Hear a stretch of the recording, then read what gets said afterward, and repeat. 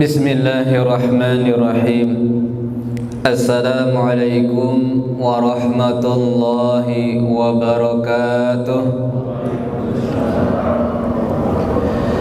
Innal hamdalillah nahmaduhu wa nasta'inuhu wa nastaghfiruh wa na'udzu billahi min syururi anfusina wa min sayyiati a'malina.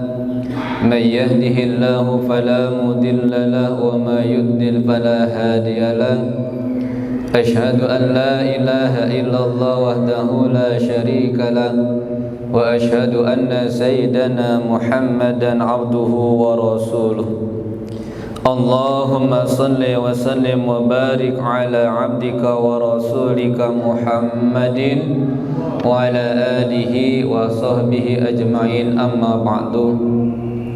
Ma'asyiral muslimin rahimakumullah, jamaah salat maghrib Masjid Jami Nurul Jannah yang dirahmati Allah Subhanahu wa taala, para orang tua, para hujjaj, hadirin sekalian, mudah-mudahan kita semuanya yang hadir pada kesempatan malam hari ini selalu mendapatkan limpahan berkah, taufik, hidayah dari Allah Subhanahu wa taala. Alhamdulillah, puji syukur mari kita panjatkan kehadirat Allah Subhanahu wa taala, karena berkat inayahnya pula pada kesempatan malam hari ini kita masih bisa bermuajahah, bertatap muka, berkumpul bersama di rumah Allah yang mulia ini dalam rangka melaksanakan kewajiban kita, yaitu salat maghrib berjamaah dilanjutkan dengan thalabul ilmi. Mudah-mudahan setiap langkah kita ke tempat ini menjadi saksi kita nanti di hadapan Allah Subhanahu wa taala, dan duduk kita dari awal sampai akhir juga menjadi hujah kita di hadapan Allah Subhanahu wa taala. Salawat berserta salam semoga tetap tercurah limpah kepada Nabi kita Muhammad sallallahu alaihi wasallam beserta para keluarga dan para sahabatnya. Dan mudah-mudahan kita selalu istiqomah dalam menjalankan dan mengamalkan daripada ajaran Rasulullah sallallahu alaihi wasallam ila yaumil qiyamah. Ma'asyiral muslimin rahimakumullah, mengawali pertemuan kita pada kesempatan malam hari ini, mari saja kita buka dengan baca suratul Fatihah. Kita mohon kepada Allah Subhanahu wa taala, mudah-mudahan kita selalu dalam limpahan berkah Allah, kita selalu disehatkan oleh Allah, kita dihindarkan daripada wabah penyakit, khususnya penyakit corona yang sampai saat ini masih belum hilang dan ada tren meningkat. Mudah-mudahan kita semuanya dalam keadaan sehat walafiat. Dan kita doakan saudara-saudara kita yang sakit, mudah-mudahan Allah angkat penyakitnya.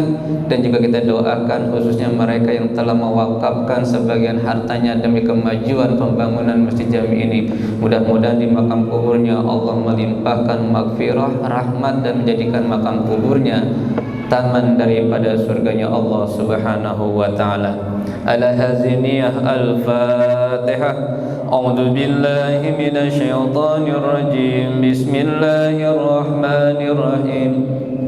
Alhamdulillahi rabbil alamin, arrahmanir rahim, maliki yaumiddin. Iyyaka na'budu wa iyyaka nasta'in. Ihdinas siratal mustaqim. صراط الذين أنعمت عليهم غير المغضوب عليهم ولا الضالين آمين رب اغفر لنا ولوالدينا. Ma'asyiral muslimin rahimakumullah, masih berbicara tentang iman kepada Allah Subhanahu wa taala. Iman kepada Allah seperti yang pernah disampaikan, artinya kita menyifati Allah Subhanahu wa taala sebagaimana Allah menyifati dirinya sendiri. Dan untuk mengetahui bagaimana Allah menyifati dirinya sendiri itu tak lain dan tak bukan adalah rujukannya adalah Al-Quran dan Sunnah Rasulullah Sallallahu Alaihi Wasallam. Karena kita tahu bersama bahasanya Al-Quran itu datang dari Allah, adalah wahyu dari Allah Subhanahu wa taala, kalamullah. Disinilah dengan Al-Quran ini Allah memberikan gambaran kepada kita, memberikan penjelasan kepada kita bagaimana sih sifat-sifat daripada Allah Subhanahu wa Ta'ala.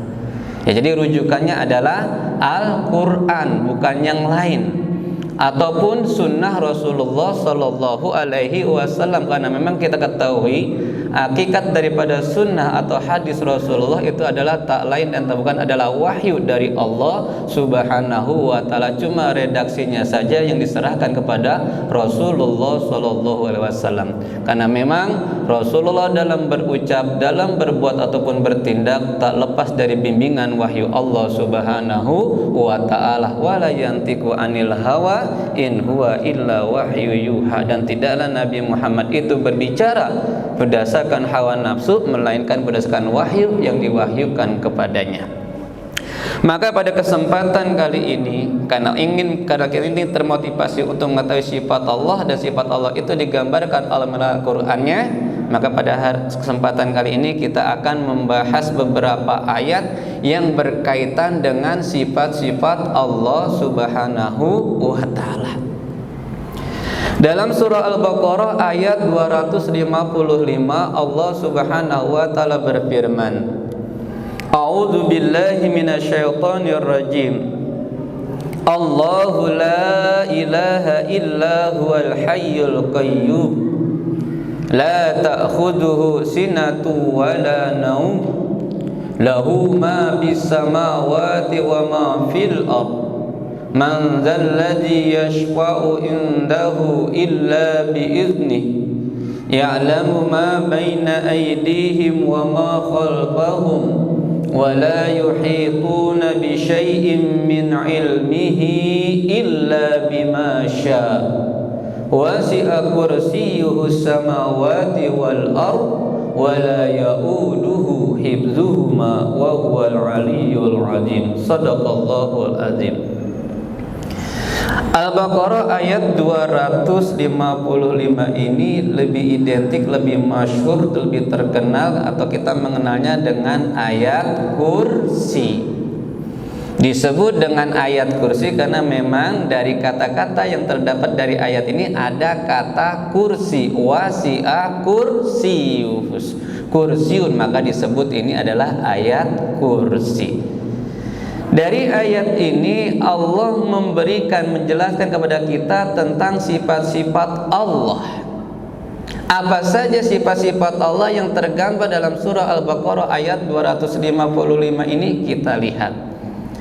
Allahu la ilaha illa huwa,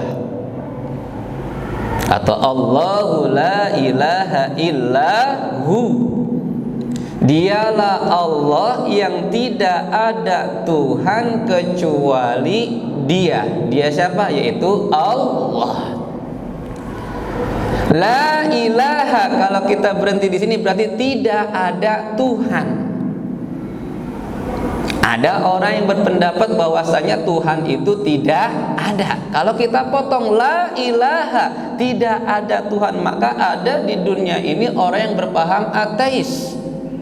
Tidak mengetahui bahwasanya di dunia ini, di alam jagat semesta ini ada zat yang mempunyai kekuatan luar biasa, yang bisa mengatur apa yang ada di langit dan ada yang di bumi. Tapi kalau kita teruskan, illallah atau illahu, kecuali Dia, yaitu Allah Subhanahu wa Ta'ala. Berarti Tuhan ada enggak? Kalau kita potong la ilaha, tidak ada Tuhan, kemudian dinafikan illallah, kecuali Dia, illahu, kecuali Allah, berarti Tuhan itu ada. Ya, Tuhan itu ada. Maka sifat Allah yang pertama adalah istilahnya dalam sifat yang 20, yaitu sifat wujud. Allah mempunyai sifat wujud, artinya Tuhan itu ada, Allah itu ada. Apa buktinya Allah itu ada? Ya adanya diri kita, adanya alam semesta. Kita ketahui bahwasanya alam semesta termasuk diri kita enggak ada begitu saja, pasti ada yang menciptakan. Sebagaimana masjid ini nggak ada, masjid ini juntrung-juntrung, sekojok-kojok langsung ada, pasti ada yang membuatnya. Tahu atau tidak tahu, kita yakin, lihat atau tidak kita yakin, pasti ada yang membuatnya. Begitu juga dengan alam semesta ini. Walaupun kita tidak pernah berjumpa, kita tidak pernah melihatnya, tapi kita yakin nggak mungkin bumi ini, langit ini ada begitu saja bim salabim, pasti ada yang membuatnya. Siapa? Allah Subhanahu wa ta'ala. Maka kita heran kalau ada orang yang mengatakan Tuhan itu tidak ada, hidupnya ateis, tidak mempunyai pegangan, tidak beragama. Ini dalilnya. Kemudian la ilaha illa huwa, dialah Allah yang tidak ada Tuhan kecuali Dia. Artinya apa? Ayat ini juga memberikan gambaran kepada kita tentang sifat Allah. Apa sifat Allah? Yaitu wahdaniyah, Maha Esa, kecuali Dia satu, yaitu Allah. Berarti kalau di dunia ini ada orang yang beribadah mengaku menyembah Tuhan, tapi Tuhannya banyak, lebih dari satu, dipertanyakan itu Tuhan atau apa? Kenapa Tuhan itu harus satu? Kenapa Tuhan itu harus Maha Esa? Logikanya kita pikir saja. Kita berumah tangga, ada yang namanya pimpinan rumah tangga, itu bapak atau suami. Kalau dalam rumah tangga ada dua suami, kira-kira apa yang terjadi? Kita tahu namanya motor, ada mobil, mobil ada tempat mengendalikan, setir, yaitu ada yang namanya supir. Supir pasti letaknya cuma satu. Coba kalau supir ada dua, kanan kiri, apa yang terjadi?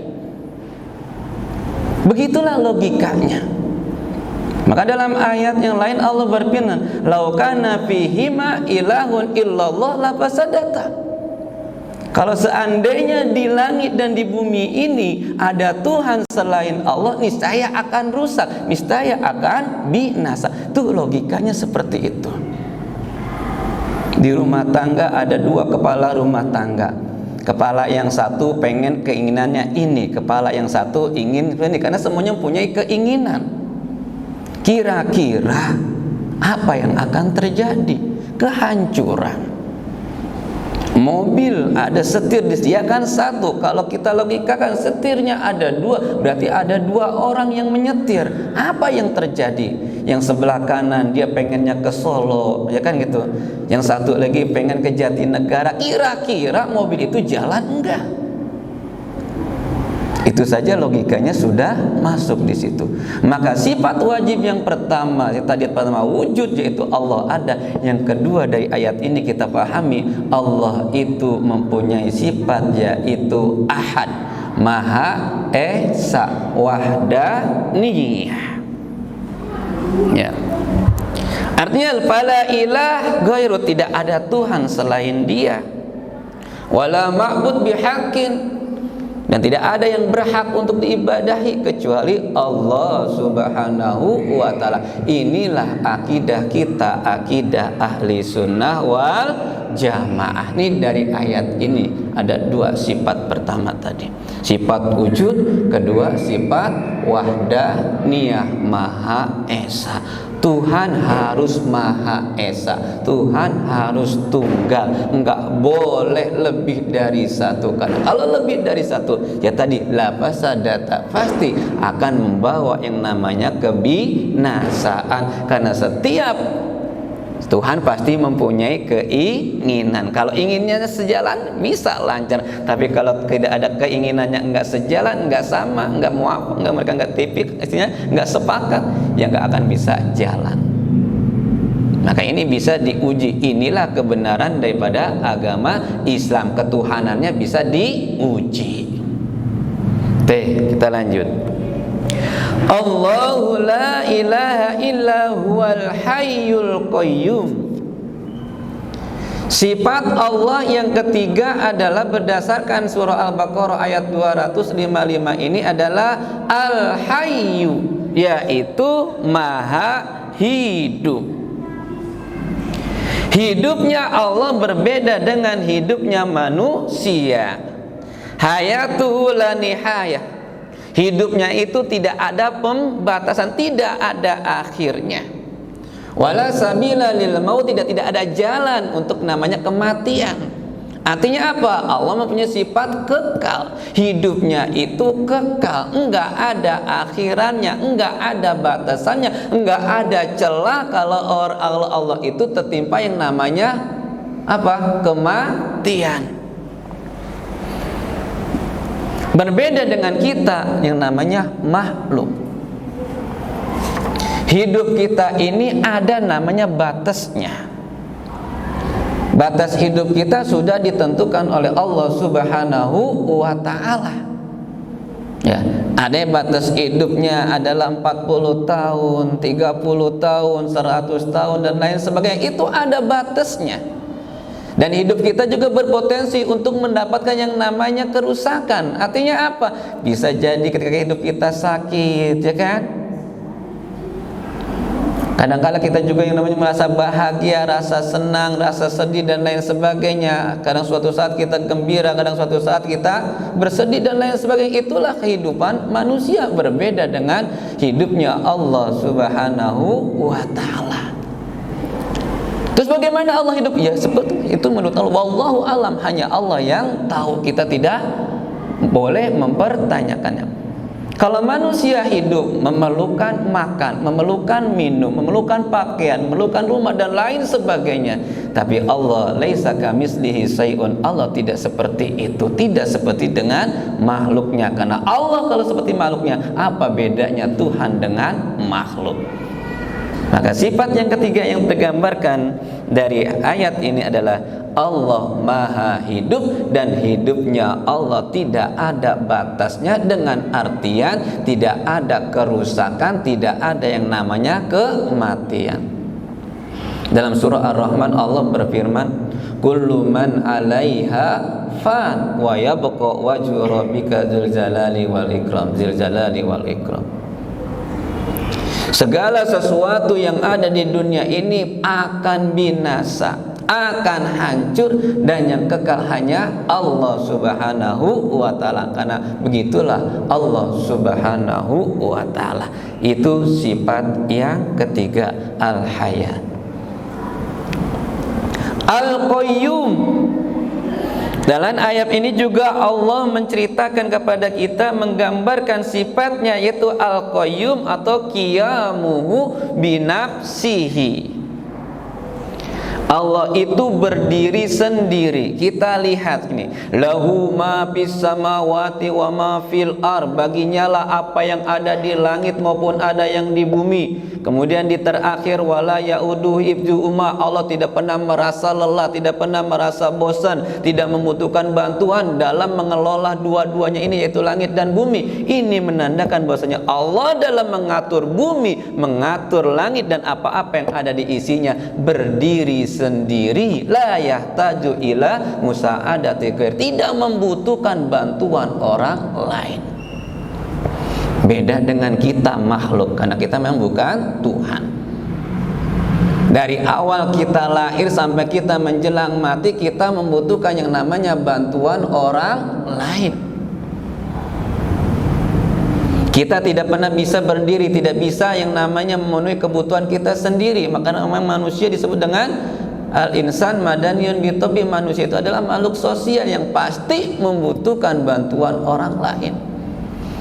Dari dalam kandungan, kemudian dia lahir, butuhkan bidan, bantuan orang lain. Ya, kemudian dia hidup sehari dua hari, bantuan dia makan, maksudnya dia minum ASI lain sebagainya, kemudian dia buang pup dan lain sebagainya. Ada yang bantu itu orang tuanya, sampai menjelang wafatnya pun membutuhkan yang namanya bantuan orang lain. Maka alangkah egoisnya jikalau manusia mempunyai sifat individualis, menganggap dia mampu untuk memenuhi segala hajat dirinya sendiri. Tidak akan bisa.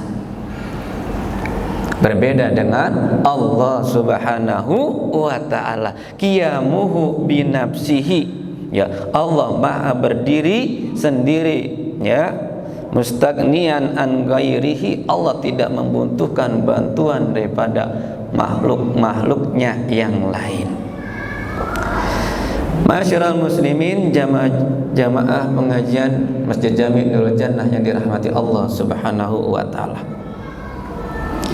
La ta'khudhu sinatu wa la naum lahu ma fis samawati wa ma fil ar man dzalladzi yashfa'u indahu illa bi idznih, sampai dengan akhir.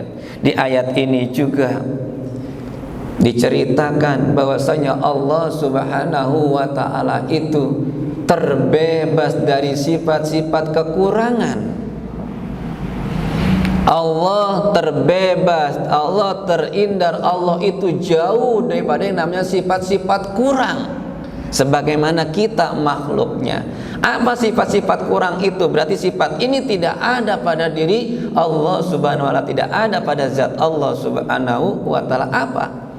La ta'khudhuhu sinatu wala naum. Allah itu tidak pernah, namanya apa? Sinah itu, nuas itu ngantuk. Allah tidak pernah merasa ngantuk, tidak pernah dihinggapi rasa ngantuk. Beda dengan kita makhluknya.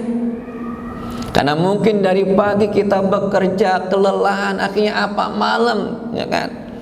Kita merasa ngantuk. Ini lumrah karena memang kita adalah manusia, bukan Tuhan. Tapi Allah sebagai zat pencipta terbebas dari sifat ini, yaitu sifat ngantuk. Wala naum, dan juga Allah tidak pernah tidur. Allah tidak pernah tidur. Terus bagaimana Allah? Nggak usah dipikirin. Tidak usah dipikirin, karena seperti yang saya sampaikan, kalau kita memikirkan zat Allah, akal kita ini terlalu kecil. Akal kita ini terlalu pendek. Sehebat apapun kita, sebanyak apapun ilmu kita, tidak akan pernah bisa memikirkan hakikat zat Allah Subhanahu wa taala. Kalau Allah tidak tidur bagaimana? Kalau Allah enggak ngantuk bagaimana? Dan lain sebagainya. Enggak usah dipikirkan. Mencifati Allah itu wala takib, jangan pernah ada kita memasukkan kata-kata kaifa, bagaimana. Itu prinsipnya di situ. Karena kalau kita sampai memikirkan, nanti akhirnya kita akan terjerumus karena akal kita tidak sampai untuk memikirkan. Yang penting kita imani Allah itu hidup, hidupnya Allah bagaimana itu terserah Allah. Allah itu berdiri sendiri, bagaimana itu urusan Allah.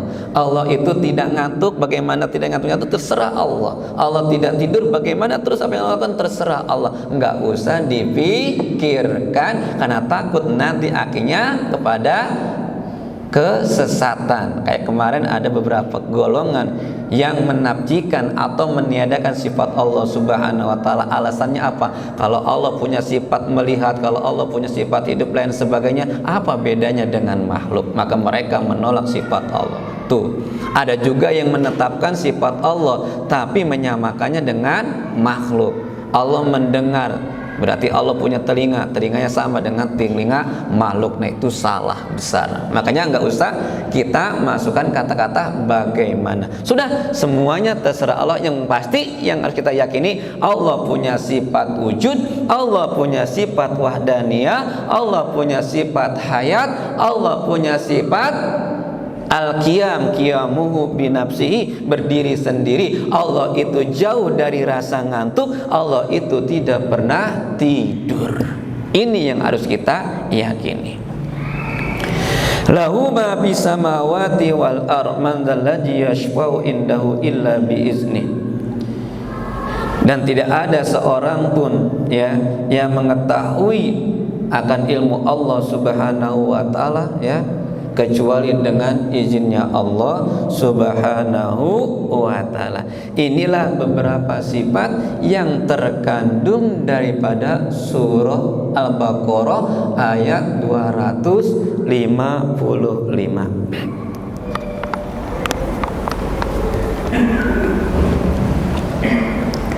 Bapak hadirin rahimakumullah, berkaitan dengan ayat kursi. Ayat kursi ini mempunyai kelebihan luar biasa. ya, mempunyai keistimewaan luar biasa dibandingkan dengan ayat-ayat lain atau surah lain. Maka pada kesempatan ini juga akan saya sampaikan sedikit daripada keutamaan daripada ayat kursi, sehingga kita termotivasi untuk mengamalkan daripada ayat kursi ini. Selain menceritakan atau menggambarkan sifat-sifat Allah, ternyata ayat kursi juga mempunyai beberapa keutamaan. Pada suatu saat Rasulullah SAW bertanya kepada Ubay bin Ka'ab bin Rajab, ya, bin Ka'ab, Ubay bin Ka'ab, di mana Rasulullah SAW bersabda, "Ayyu ayatin fi kitabillahi a'zam?" Ayat apakah atau ayat yang manakah yang terdapat di kitab Allah, yaitu yang terdapat di kitab Al-Quran, a'zam, yang paling agung, yang paling mulia? Ditanya para sahabat, ya kan gitu. Dari sekian ayat di dalam Al-Quran ini, kira-kira ayat manakah yang paling mulia, ayat manakah yang paling agung? Para sahabat yang hadir pada waktu itu termasuk Ubay bin Ka'ab berkata, "Qala Allahu wa rasuluhu a'lam." Hanya Allah dan Rasulnya yang tahu ayat mana yang paling mulia, ayat mana yang paling agung, ayat mana yang paling utama. Faraddaha miraran, Nabi berulang-ulang kali menanyakan, ini ayat mana, coba ada yang tahu enggak? Berulang-ulang kali Nabi menanyakan itu kepada para sahabat. Akhirnya berkatalah Ubay, ayatul kursi. Wahai Rasulullah, ayat yang paling agung dari sekian banyak ayat dalam Al-Quran adalah ayat kursi.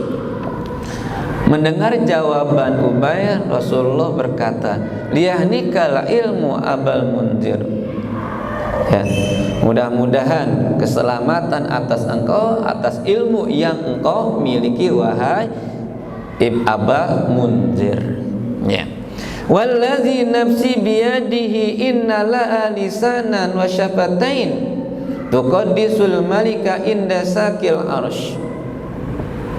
Rasulullah bersabda, demi jiwaku yang ada di tangannya, demi jiwaku yang ada di genggaman Allah Subhanahu wa ta'ala, innalaha lisanan wa syafatain, sesungguhnya ayat kursi itu mempunyai lisan, wa syafatain, dan juga mempunyai dua buah bibir, tuqaddisul malika inda sakil as, yang mana lisan dan kedua bibir ini selalu mensucikan Allah yang maha perkasa, Allah yang maha mulia, di samping daripada arsy-Nya Allah Subhanahu wa ta'ala, yang selalu mensucikan Allah, mengesahkan Allah, selalu berzikir. Ini adalah ayat kursi. Jadi mempunyai lisan ayat ini dekat dengan Allah Subhanahu wa ta'ala. Maka kalau kita baca secara langsung, ya kan,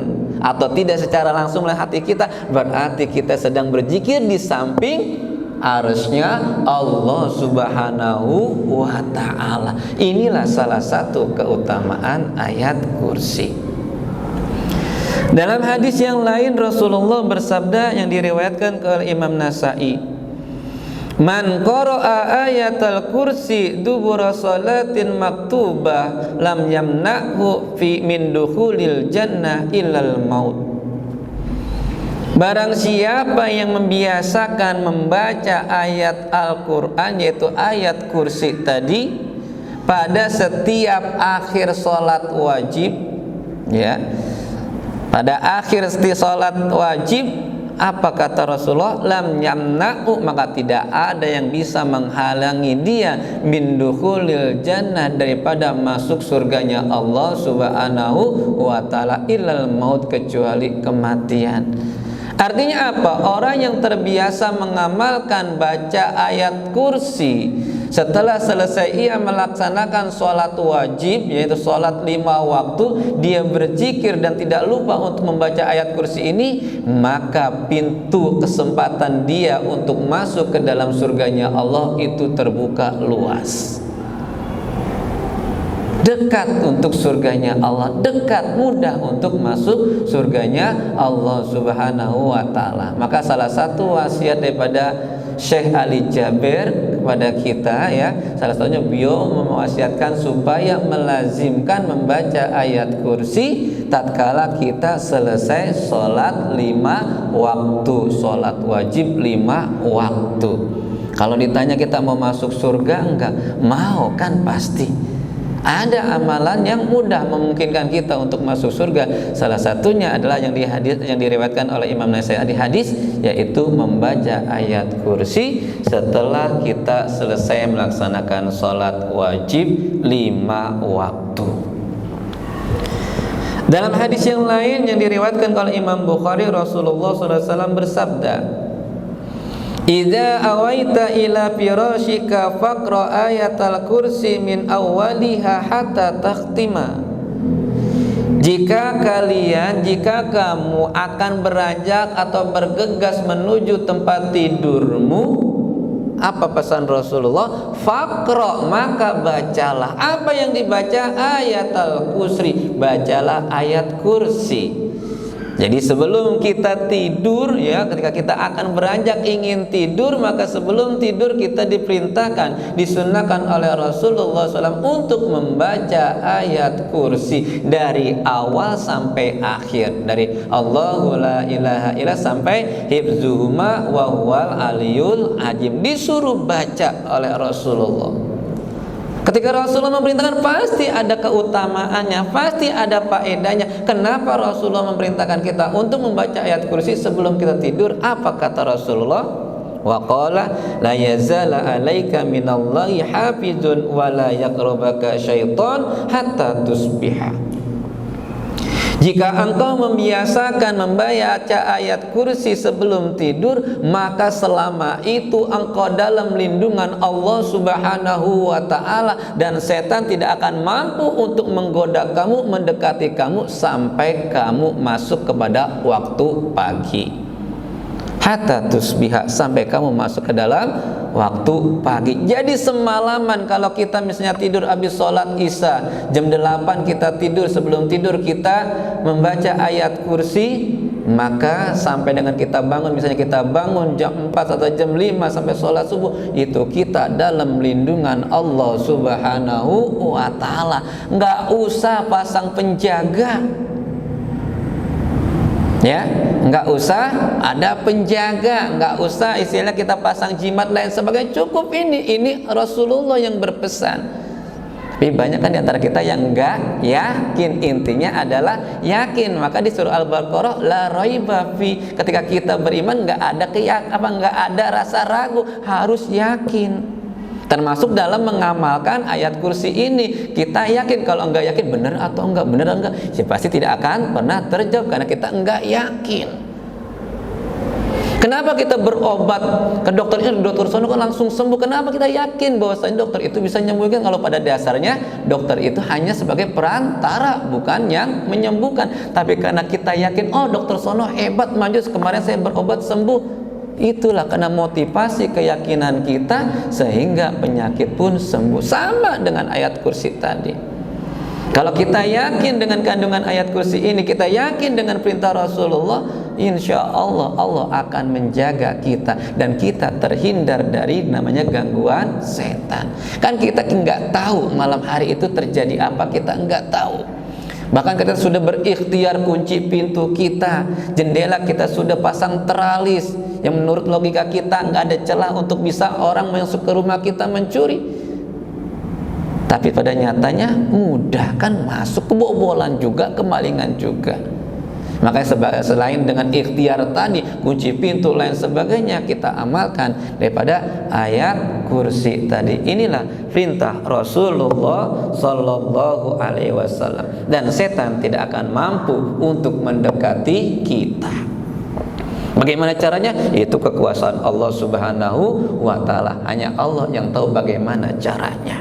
Yang pasti kita harus yakin dengan hadis ini. Yang terakhir, hadis yang terakhir tentang keutamaan ayat kursi. Likulli syai'in sanamun wa inna sanamal Qur'an suratul Baqarah wa fiha ayatun hiya sayyidatu ayyil Qur'an wa hiya atau hiya sayyidatu ayyil Qur'an hiya ayatul kursi. Setiap segala sesuatu itu memiliki sanamun, yaitu punuk. Wa inna sanamal Qur'an, dan sesungguhnya punuk daripada Al-Qur'an itu adalah suratul Baqarah, yaitu surat Al-Baqarah. Wa fiha, dan di dalam surah Al-Baqarah ini ayatun, ada sebuah ayat, ya sayyidatu ayyil Qur'an, yang mana ayat ini adalah penghulu dari semua ayat yang ada di dalam Al-Qur'an. Apa itu? Ayatul kursi. Maka menurut riwayat, barang siapa membaca ayat kursi itu senilai dia membaca daripada seperempat daripada Al-Quran gitu ya. Jadi empat Al-Quran itu, mengkhotamkan 4 Al-Quran itu cukup dengan membaca ayat kursi tadi. Seperempat Al-Quran ada di ayat kursi tadi, kandungannya seperti itu. Bapak hadirin rahimakumullah, inilah beberapa keutamaan daripada ayat kursi. Yang pertama tadi menceritakan tentang sifat-sifat Allah Subhanahu wa Ta'ala, di mana Allah Subhanahu wa Ta'ala begitulah mensifati dirinya, dan intinya kita yakin bahwasanya Allah memiliki sifat-sifat itu semua, terlepas bagaimana dan bagaimana itu bukan urusan kita ya, karena takutnya nanti akal kita tergelincir karena terbatasnya daripada akal dan pengetahuan kita. Demikian materi yang saya sampaikan. Sebelum ditutup doa, mungkin ada yang bertanya sedikit? Tidak ada. Kalau tidak ada, karena waktu pula sudah menunjukkan waktu isya. Bapak hadirin rahimahullah, mudah-mudahan apa yang saya sampaikan ini ada manfaatnya, memberikan pencerahan khususnya buat diri saya pribadi, sehingga kita benar-benar dalam beriman kepada Allah ini benar-benar sesuai daripada tuntunan Al-Quran dan Sunnah Rasulullah Sallallahu Alaihi Wasallam. Mari kita berdoa. Nastaghfirullahaladzim, nastaghfirullahaladzim. Allahumma salli ala sayyidina Muhammadin bil awalin, Allahumma salli ala sayyidina Muhammadin bil akhirin, wa sallim radhiyallahu tabarak tan kulli sahabati wal qarabati rasulillahi ajma'in. Bismillahirrahmanirrahim. Hamdan syakirin, hamdan na'imin, hamdan yuwafi ni'amahu wa yukafi mazida. Ya Rabbana lakal hamdu wa lakal syukru kama yanbaghi li jalali wajhikal karim wa azimi sultanik. Allahumma salli ala sayyidina Muhammad wa ala ali sayyidina Muhammad. Rabbana zidna ilma warzuqna fahma wal hikmata wal a'la bi rahmatika ya arhamar rahimin. Ya Fatah ya Alim, iftah lana abwaaba rahmatika wa fadlika wa rizqika wa ilmika wal huda. Rabbana atina fid dunya hasanah wa fil akhirati hasanah wa qina adzabannar. Walhamdulillahi rabbil alamin. Demikian yang bisa saya sampaikan, kurang lebihnya mohon maaf. Wassalamualaikum warahmatullahi wabarakatuh.